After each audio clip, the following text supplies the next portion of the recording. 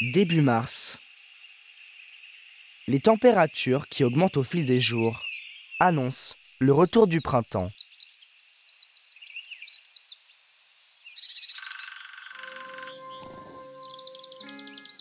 Les chatons se développent sur les saules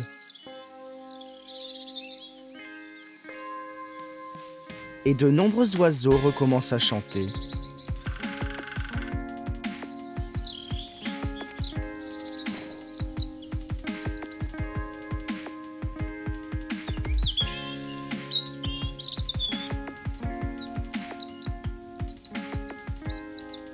Certains, comme ces grimperaux des bois, cherchent déjà du matériau pour la construction d'un nid.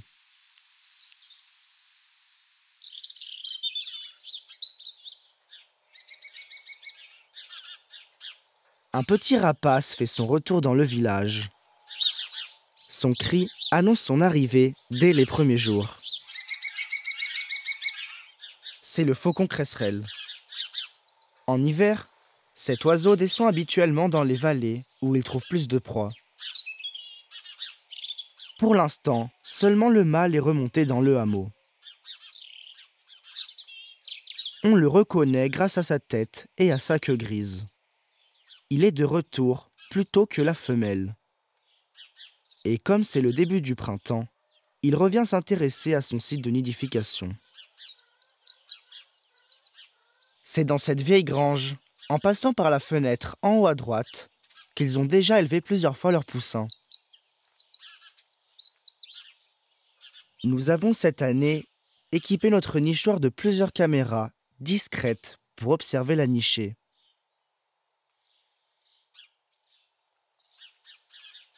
Il attend impatiemment le retour de la femelle et visite déjà régulièrement le nichoir.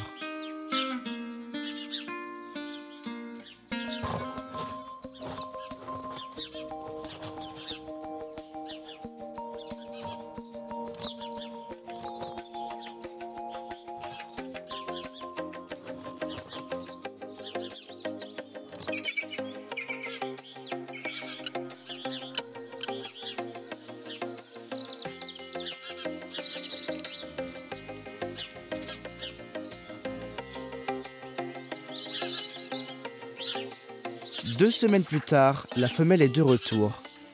Nous l'observons pour la première fois perchée sur un arbre. Elle a un plumage entièrement brun tacheté de noir.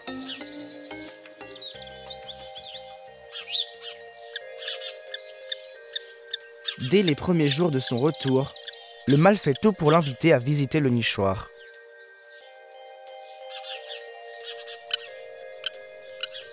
Il l'appelle depuis l'intérieur.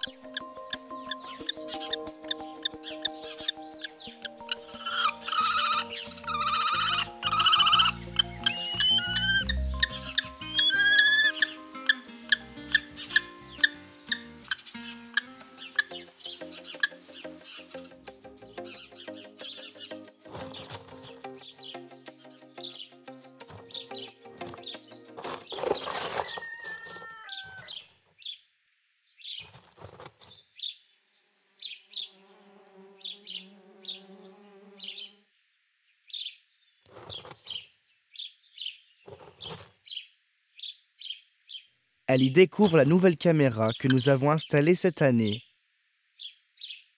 Après quelques bécotements curieux et prudents, elle finit par accepter ce nouvel élément dans le nid. Les faucons cresserelles ne construisent pas de nid. Ils creusent simplement une cuvette dans laquelle les œufs seront pondus. Leur activité montre qu'ils ont l'intention de nicher cette année. D'ailleurs, on les entend crier tout au long de la journée. C'est un moyen pour consolider leur liaison.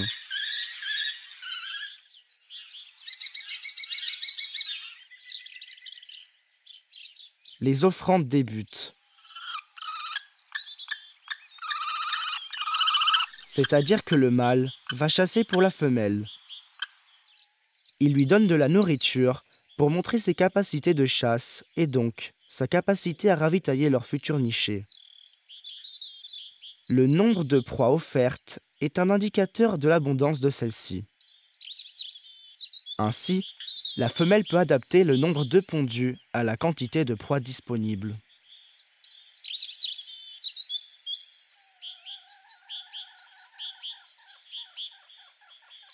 Après les premières visites, le couple semble satisfait et les accouplements commencent.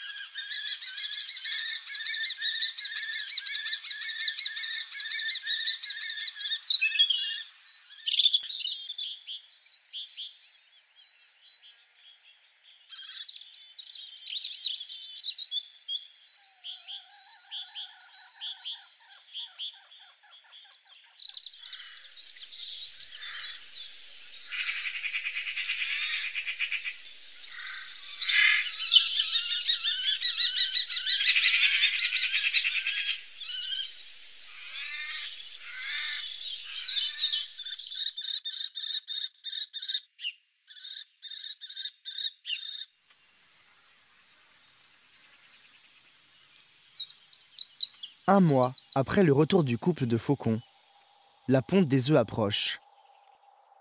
Mais à la tombée de la nuit, un autre oiseau se fait entendre.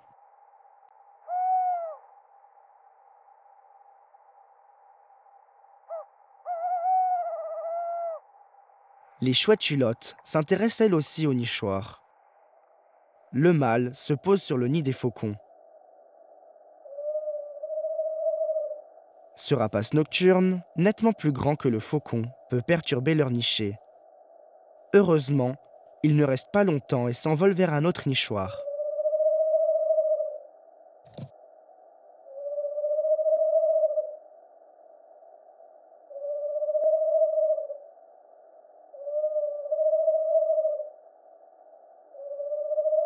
Ce couple de jeunes hulottes n'est pas encore assez âgé pour élever des poussins. Il se contente alors simplement de visiter les nichoirs.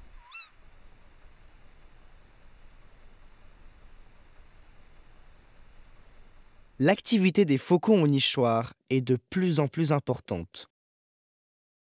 La femelle commence à y passer la nuit. C'est un signe que la ponte approche et nous attendons le premier œuf.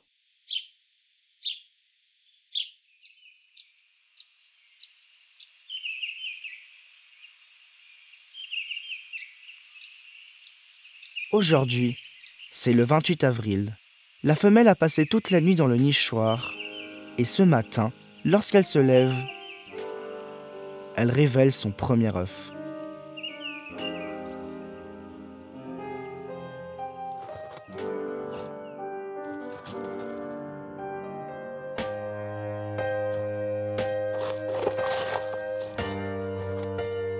Deux jours plus tard, un second œuf fait son apparition dans le nid.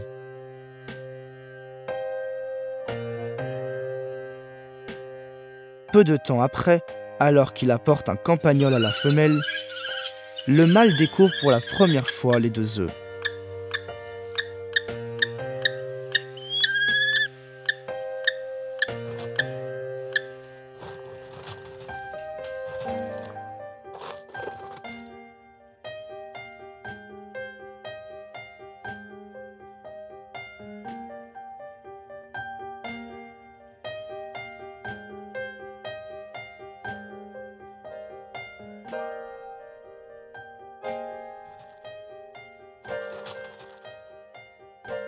Un œuf est pondu tous les 2 jours environ.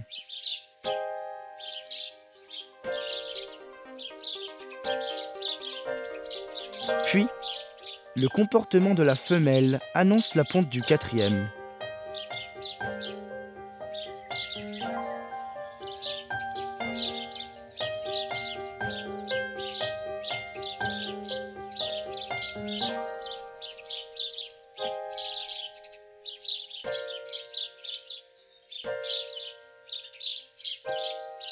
Les faucons ne couvent pas encore les œufs. Ils les réchauffent simplement de temps en temps. La couvaison débutera seulement après la ponte du dernier œuf.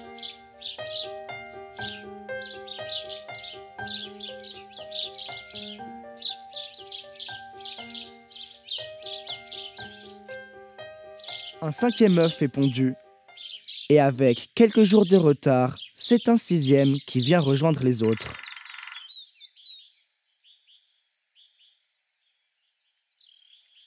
La couvaison peut alors débuter. Pendant cette période, c'est la femelle qui couve le plus souvent. Le mâle s'occupe de la nourrir. Il vient lui apporter des proies plusieurs fois par jour en l'appelant depuis l'extérieur. Parfois, il vient aussi à l'entrée du nid. La femelle mange toujours à l'extérieur. Nous supposons que c'est un moyen pour garder le nid propre pendant la couvaison.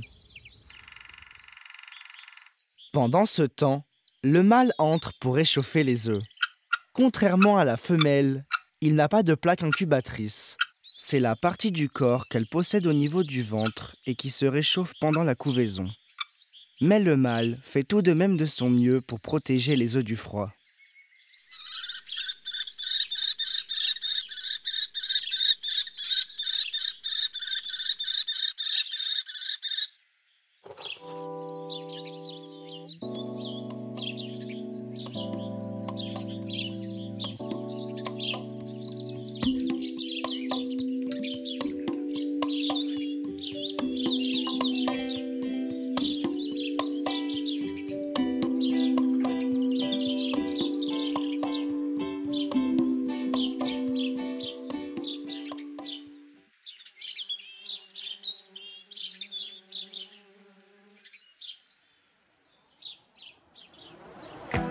La couvaison dure près d'1 mois, pendant lequel nous attendons avec impatience l'éclosion des poussins.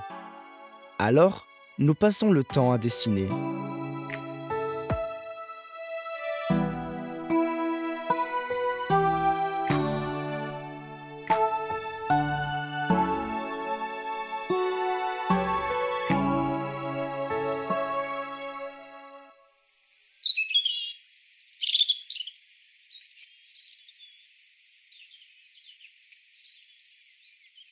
Puisque nous sommes en début juin, d'autres oiseaux, eux aussi, sont en pleine nidification. Au village, dans le même bâtiment que le nid des faucons, un autre oiseau élève ses poussins. C'est la mésange bleue. Les oisillons sont déjà très âgés et leur envol approche.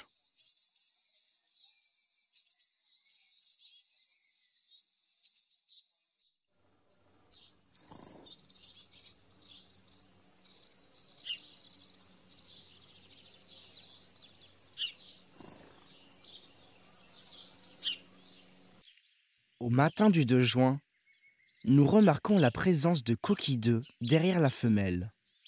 On devine que les premiers faucons ont éclos. L'un d'entre eux vient tout juste d'éclore. Ses plumes n'ont pas eu le temps de sécher. Il est encore tout rose. Contrairement à beaucoup d'autres espèces d'oiseaux, les poussins ouvrent leurs yeux dès leur naissance. Pour nourrir les poussins, la femelle déchire la viande en petits morceaux à l'aide de son bec.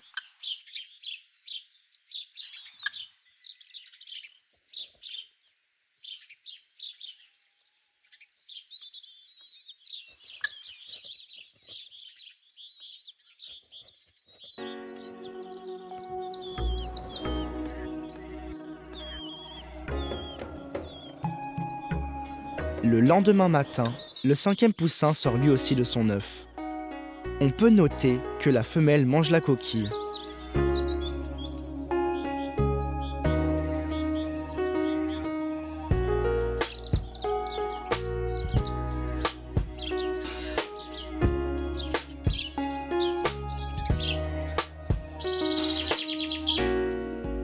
Pendant que la femelle doit rester au nid pour réchauffer les poussins, c'est le mâle qui assure le ravitaillement de la nichée. Posé sur un arbre, il guette ses proies.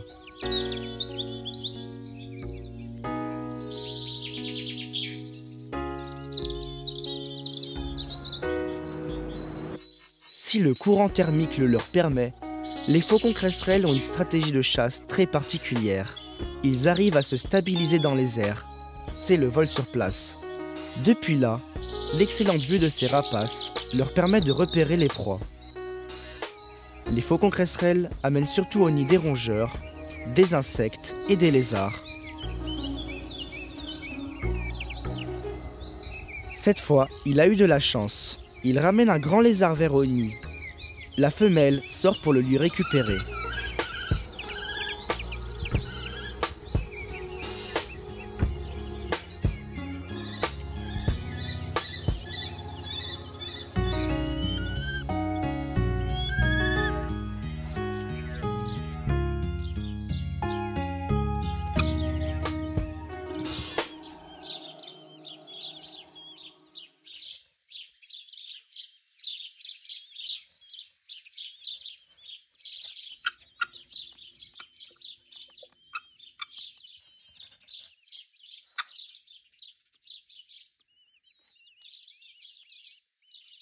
Les poussins comprennent dès leur plus jeune âge qu'il faut ouvrir le bec le plus grand possible pour avoir le plus de nourriture. D'ailleurs, par curiosité, nous avons noté le nombre de proies que les parents ont apportées au nid aujourd'hui. Nous avons compté 4 lézards verts, 2 lézards des murailles et un campagnol.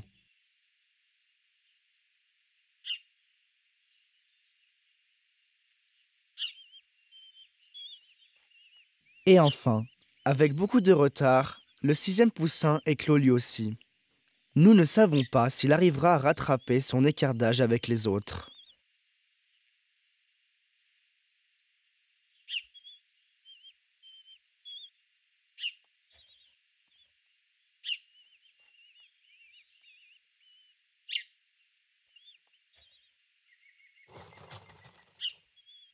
Le dernier né s'éloigne trop du reste de la nichée. Ce comportement est inhabituel. Et comme à cet âge, ils ne peuvent pas encore se réchauffer eux-mêmes, ils risquent d'attraper froid. La femelle vient à son aide.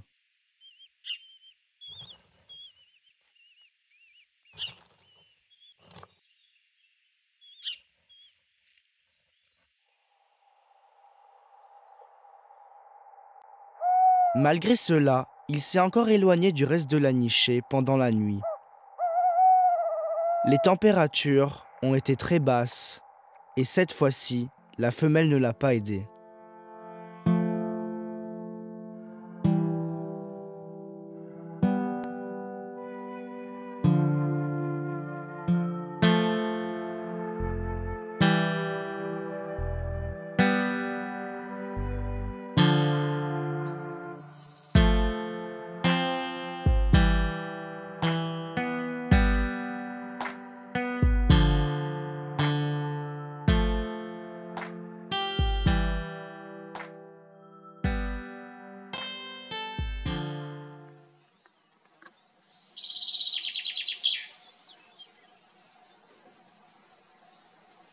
Les 5 poussins restants semblent être en bonne santé. Et c'est en cette période qu'il y a beaucoup de grillons et de sauterelles. Comme la femelle doit moins réchauffer les jeunes, les 2 adultes peuvent chasser. Les nourrissages sont très fréquents.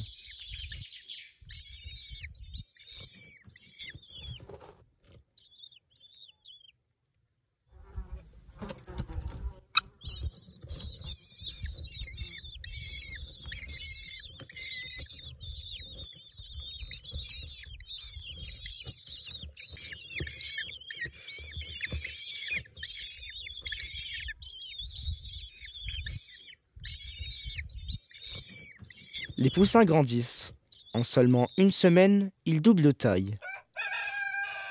Ils sont maintenant facilement capables de se lever sur leurs pattes et des plumes nettement plus sombres commencent à apparaître sous leur duvet. Et à 14 jours, le nombre de proies que les parents ont apportées au nid nous impressionne. 102 insectes, principalement des sauterelles et des grillons, 5 rongeurs, 4 lézards verts et 4 lézards des murailles. Nous observons que les battements d'ailes et les étirements sont de plus en plus fréquents.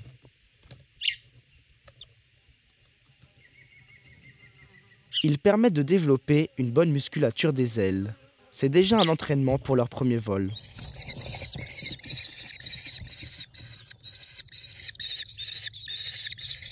À cette phase de leur vie, le développement musculaire nécessite beaucoup de nourriture et ils semblent toujours affamés.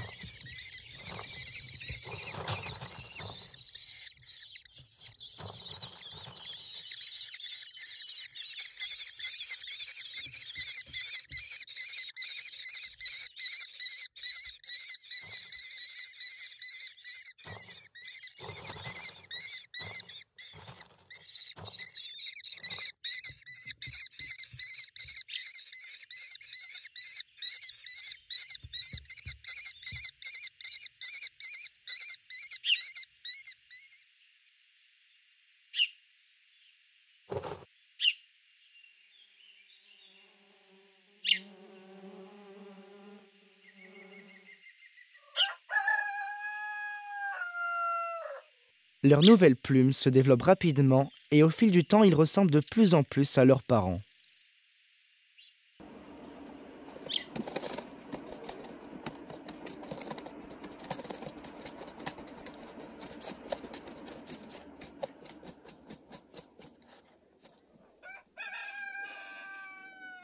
Ils prennent tellement de place pour faire leur battement d'ailes que le nid semble devenir trop étroit pour eux.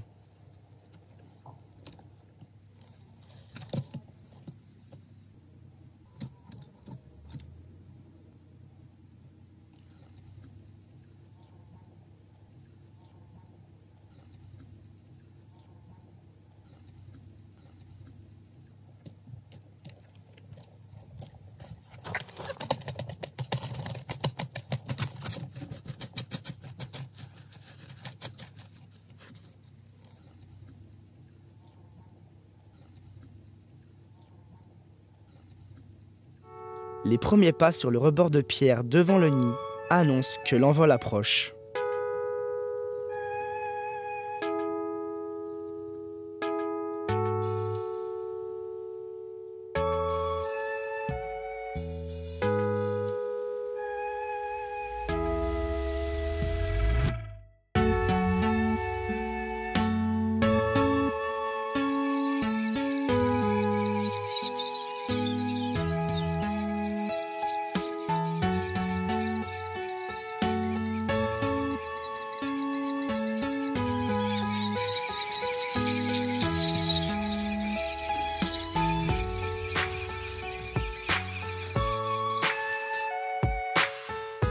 Au bout de la 4e semaine, les dernières plumes du duvet tombent et les jeunes passent énormément de temps à l'entrée du nid. Ils découvrent le monde qui les entoure.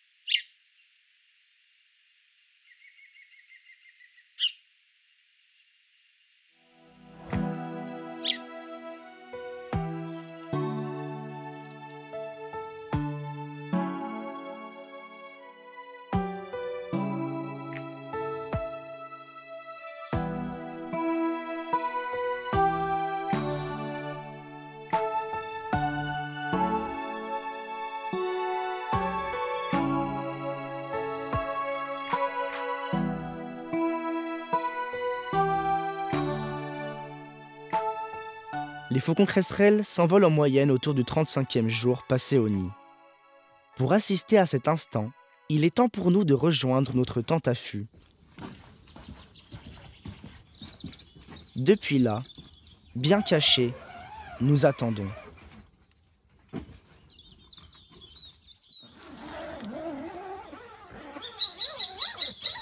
Au 3e jour passé dans notre affût, nous remarquons que les parents appellent les jeunes dehors. Quelque chose a changé. Les nourrissages sont moins fréquents pour les attirer vers l'extérieur. Et enfin, les 2 premiers rassemblent tout leur courage et s'envolent pour la première fois.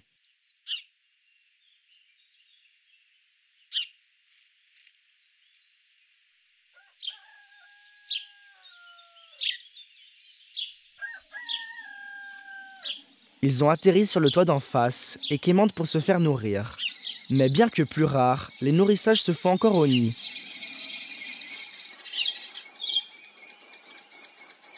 Après un peu d'hésitation, 2 autres prennent eux aussi leur envol.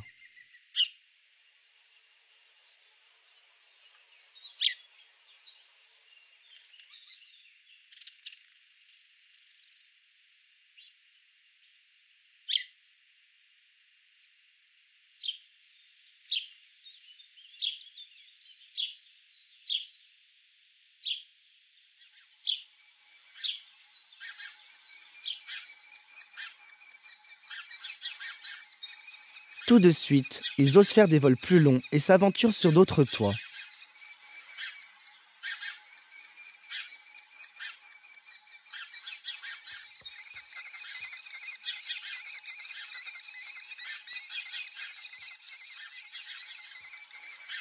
Les interactions physiques dans la fratrie restent très importantes, même en dehors du nid.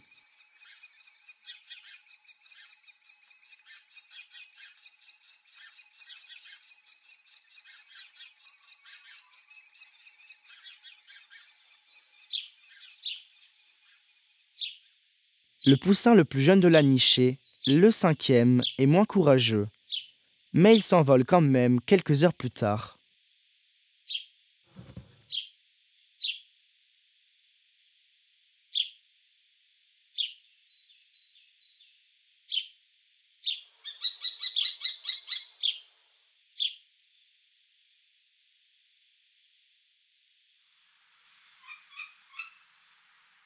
À la tombée de la nuit, les jeunes faucons sont tous retournés dans le nichoir pour dormir.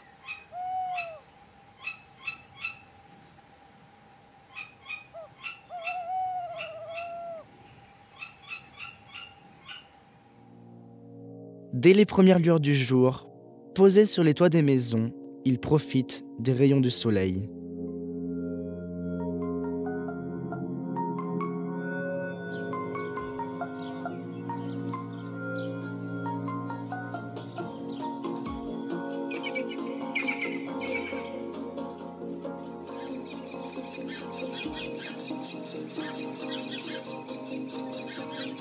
Ils volent de mieux en mieux et sur des plus grandes distances, même si les atterrissages dans les arbres sont encore un peu chaotiques.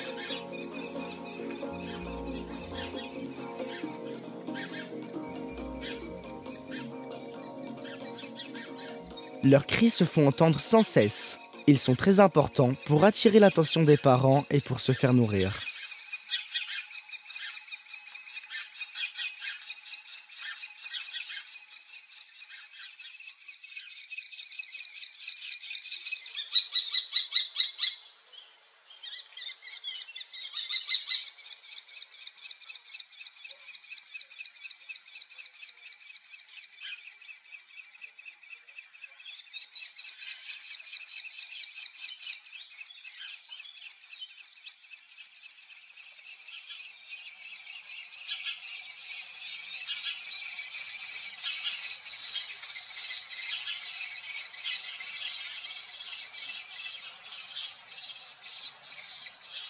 Les jeunes doivent apprendre à manger les proies tout en gardant l'équilibre sur une branche.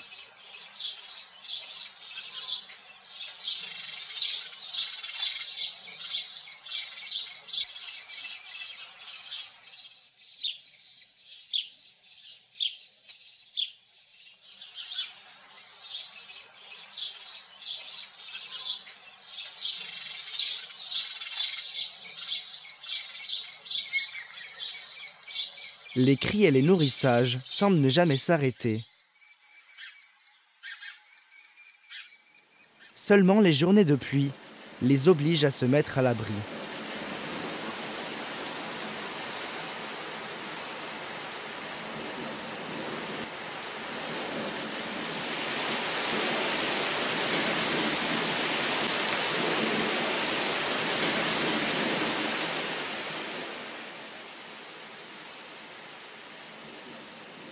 Pendant ces journées-là, nous en profitons pour dessiner.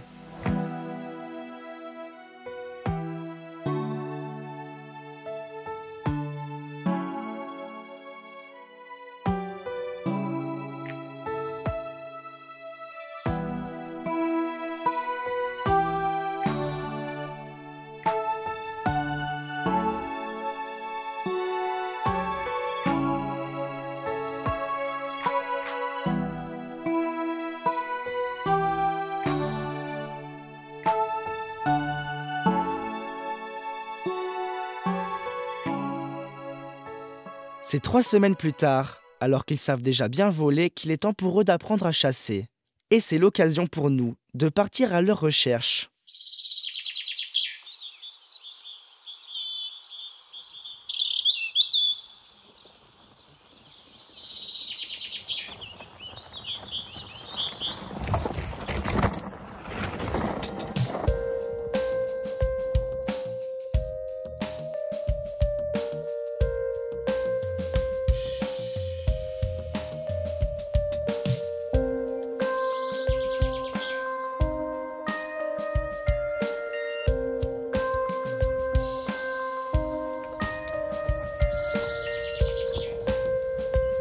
Dans les airs, la femelle fait la démonstration.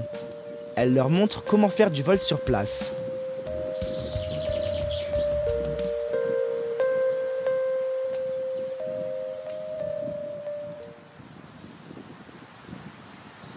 Lorsqu'une proie est repérée, elle descend à toute vitesse dans le pré. Pour l'apprentissage, ce sont surtout les insectes, nombreux en cette saison comme les criquets, qui sont les plus faciles à attraper.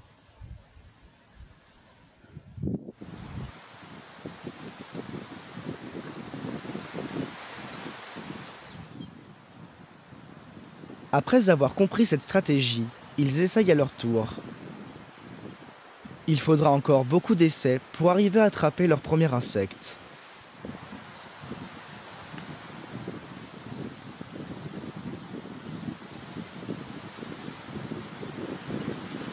Et enfin, l'un d'entre eux réussit.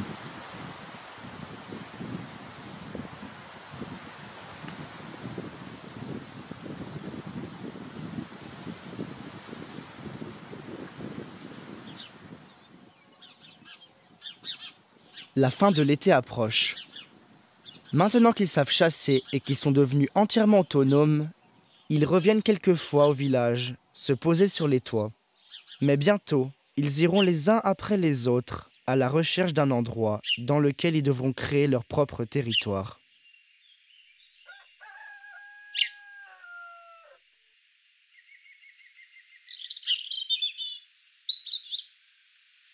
Les journées commencent à se rafraîchir et les premiers airs d'automne s'installent. La femelle, elle aussi, passe de moins en moins de temps dans le village.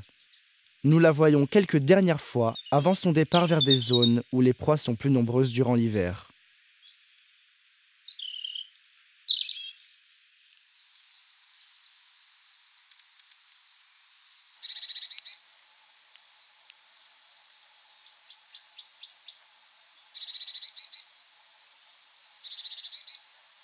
Nous avons observé que le mâle n'est pas encore parti. Alors, nous espérons le revoir une dernière fois avant son départ.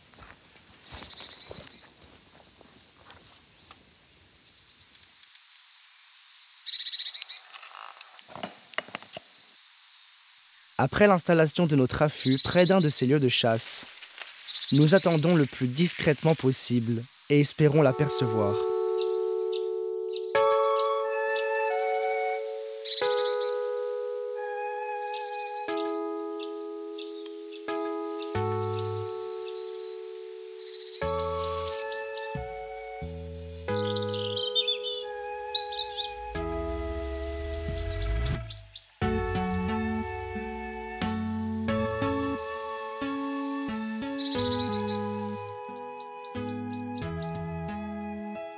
Un peu plus loin, un chevreuil n'a pas remarqué notre présence.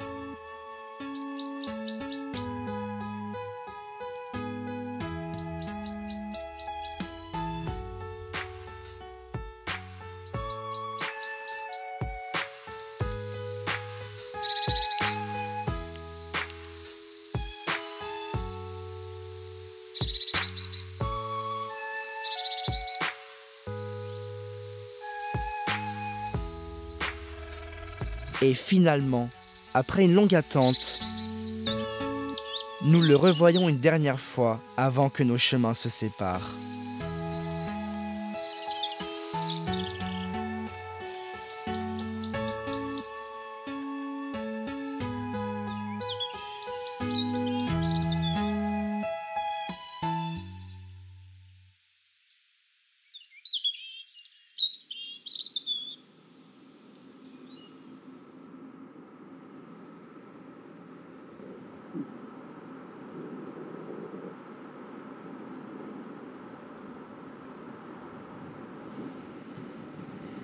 C'est l'hiver.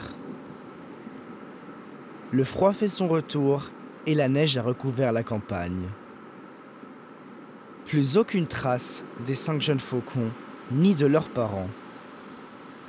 Ils sont descendus quelque part dans les vallées plus chaudes, où la recherche de nourriture se fait plus facile.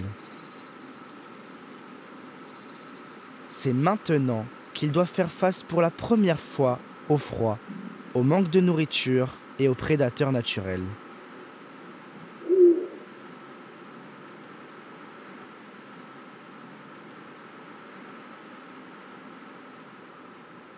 Et nous, c'est dans notre chambre, à l'abri du froid, que nous nous faisons quelques réflexions.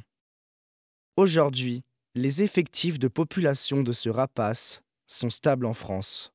Le faucon cresserelle est pourtant confronté à d'autres dangers qui sont liés à l'activité humaine.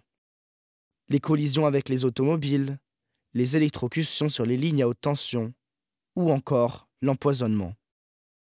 Les cavités dans les bâtiments où le faucon niche habituellement se font de plus en plus rares. Alors, comme nous, tout le monde peut poser des nichoirs pour ce rapace. C'est un moyen de lui proposer des sites de nidification, mais aussi de se réjouir de ses propres observations.